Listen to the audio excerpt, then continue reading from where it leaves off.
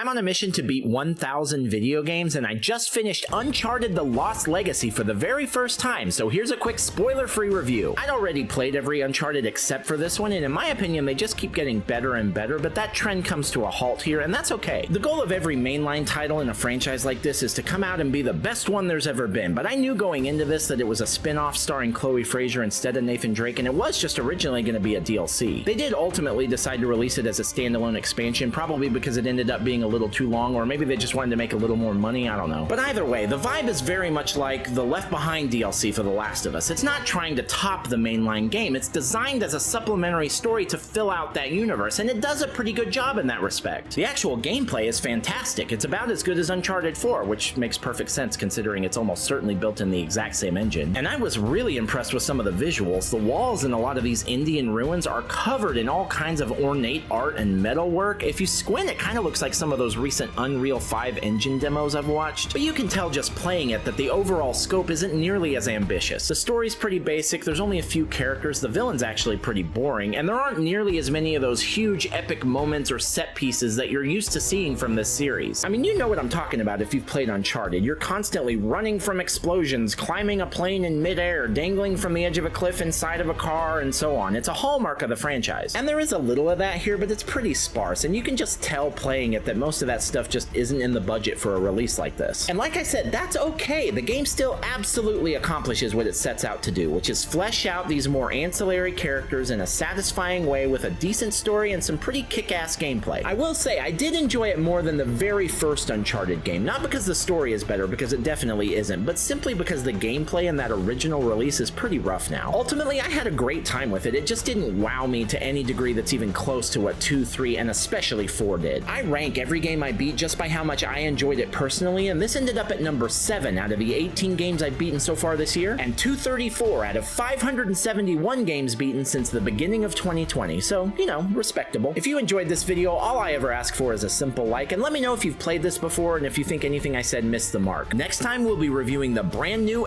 Atomfall, so feel free to follow if you want to know where that game ends up on the rankings and why.